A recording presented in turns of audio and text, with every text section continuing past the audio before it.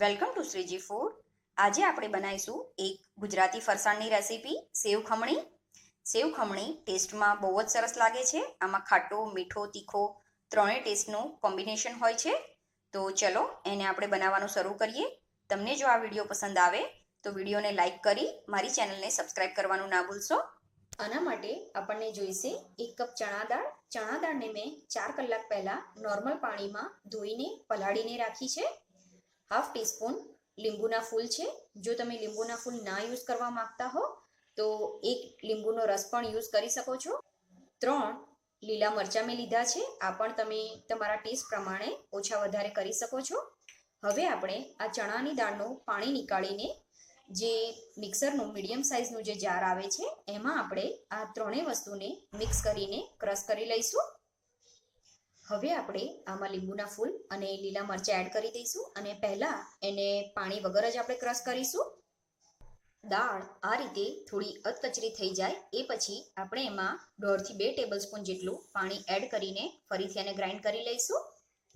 હવે આ એકદમ સરસ રીતે ક્રશ થઈ ગયું છે. મેં 2 ટેબલ સ્પૂન પાણી યુઝ કર્યું છે. તો હવે આને એક વાસણમાં નીકાળી લઈશ.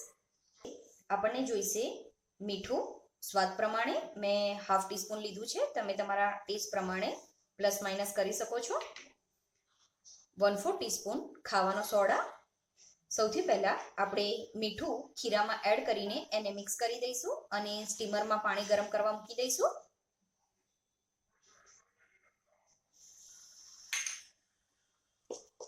હવે મેં ઢોકળાની થાળીને પણ ગ્રીસ કરી લીધી છે અને આપણે આ ખીરામાં હવે આ સોડા એડ કરીને એક જ સાઈડ હલાવીશું જેથી આપણને સરસ રિઝલ્ટ મળે. તો હવે એને મિક્સ કરી લઈશું.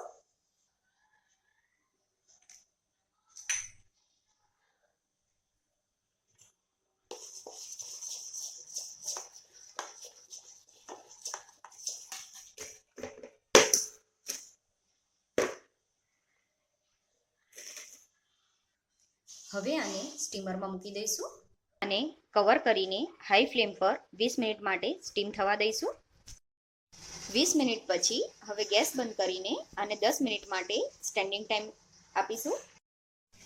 10 મિનિટ પછી મેં આ થાળીને સ્ટીમરમાંથી બહાર નીકાળી લીધી છે. હવે આને 1 કલાક એકદમ કમ્પ્લીટલી ઠંડી થવા દઈશું. હવે આ એકદમ ઠંડુ થઈ ગયું છે. તો હવે આપણે આના ટુકડા કરીને એનો એકદમ ભૂકો કરી લઈશું. યા તો ફિર તમે છીણીથી એને છીણી પણ શકો છો. તો હું આને કરીને તૈયાર કરી લઉં છું. આ તૈયાર છે. તો હવે આપણે આનો વઘાર તૈયાર કરી લઈશું. માટે જોઈશે હાફ ટેબલ સ્પૂન રાઈ, હાફ ટેબલ સ્પૂન તલ, 3 થી 4 લીલા મરચાં. તમે લસણ ખાતા હો તો લસણ પણ આની સાથે એડ કરી શકો છો. 1 ટીસ્પૂન હળદર, 2 ટેબલ સ્પૂન ખાંડ, લીમડો, લીંબુનો રસ હાફ ટેબલ સ્પૂન, કોથમીર અને 1/4 કપ પાણી. અને આનો વઘાર કરવા માટે 4 ટેબલ સ્પૂન તેલ. તો તેલ મેં ગરમ કરવા માટે મૂકી દીધું છે. તેલ થઈ જાય એટલે એમાં રાઈ એડ કરીશું.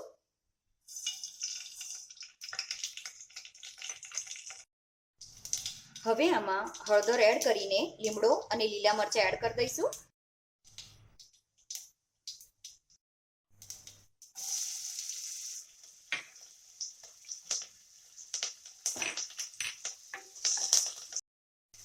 હવે પાણી નાખી દઈશું.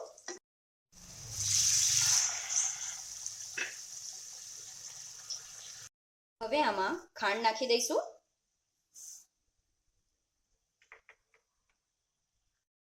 હવે આમાં તલ એડ કરી દઈશું. મેં તલ થોડા શેકીને લીધા છે એટલે હવે આ ટાઈમે એડ કરી શકીશું. જો તમે કાચા તલ લેતા હો તો એને તેલમાં જ પહેલા એડ કરી દો.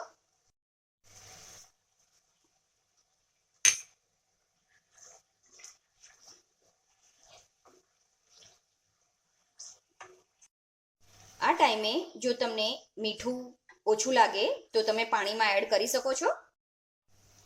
આપણે જે ખાંડ નાખી હતી એ ઓગળી ગઈ છે. તો હવે આપણે આમાં જે ખમણનો ચૂરો આપણે રેડી રાખ્યો છે એ આમાં એડ કરી દઈશું.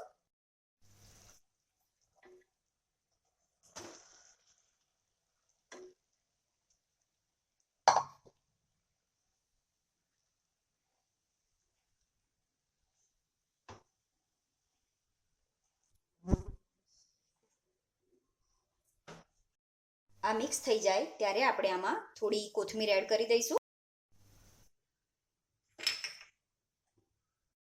ગેસ બંધ કરીને લીંબુનો રસ પણ એડ કરી દઈશું.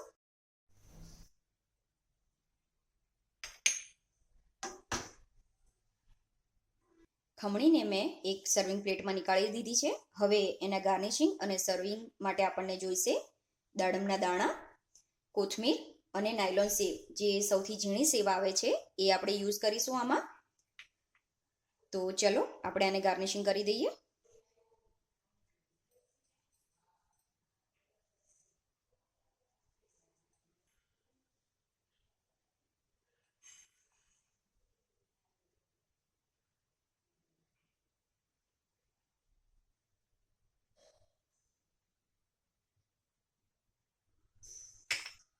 હવે આપણી સેવ ખમણી સર્વિંગ માટે રેડી છે. તમે જો આને પહેલાંથી બનાવીને રાખી હોય તો જ્યારે સર્વિંગ કરો ત્યારે જ એમાં નાયલોન સેવ અને દાડમ એડ કરો, જેથી તે સોફ્ટ ના થઈ જાય.